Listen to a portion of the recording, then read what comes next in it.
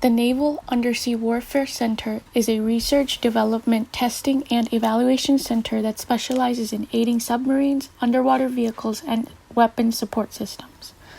The Newport division we are working with researches how to use these underwater drones at their maximum potential for various undersea applications. The goal of our project was to use fluid dynamic theory and computer simulations to determine the best way to tow an unmanned underwater vehicle, also known as a UUV, from another vehicle. A UUV is a submersible drone that can operate underwater without a human operator. To achieve this goal, we designed numerous 3D computer models of UUVs with varying formations and then simulated them using ANSYS Fluent, a computerized fluid flow simulator, to see which layout produced the least amount of drag.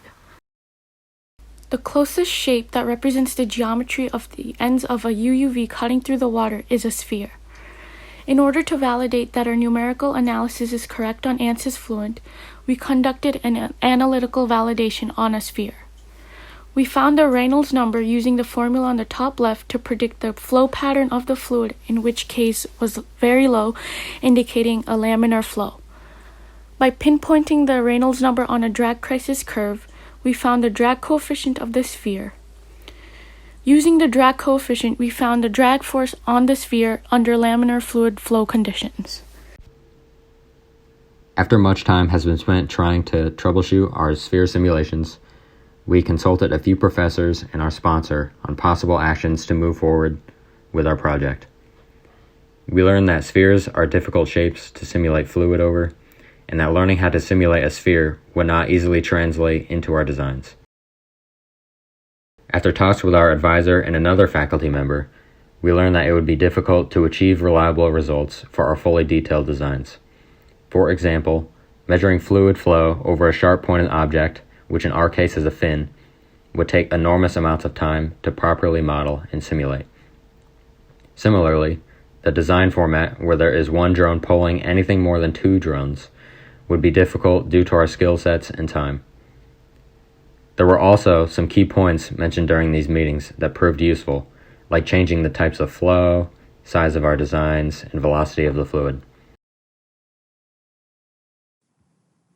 Additionally, we found through trial and error that meshing, the process that breaks up objects to be calculated, is difficult for rounded objects. Meshing can also be quite temperamental. One way we improved this was by looking at meshing factors and reducing their built-in error. We also learned about something called grid convergence, where the quality of the setup before simulating was continuously improved until the results between 2 simulations matched. This means that our results were reliable. This is the most important part of our simulations, as singular simulations cannot be validated and compared against another. These talks brought us back to the seminars where Professors Lee and Moreno taught us how important it was to simplify engineering problems as much as possible.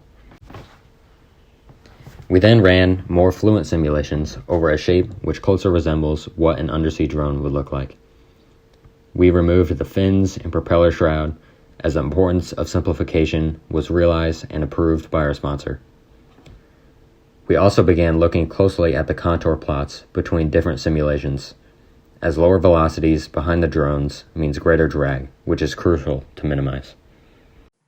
To rectify the issue mentioned earlier about how towing several UUVs can be time-consuming in the simulation area, we reached out to and worked with the High Power Computer Lab, or HPC, on campus. The HPC has hundreds of processing cores, whereas standard computers have anywhere from 4 to 16. These cores evenly divide up hundreds of thousands to millions of mesh pieces and then calculate the fluid flow variables that we request. The term many hands makes for light work is the central idea here. It is the equivalent of having one person painting a barn versus many. In addition, we also ran batch codes, which take our simulations and translate them into code that the HPC can read on its own.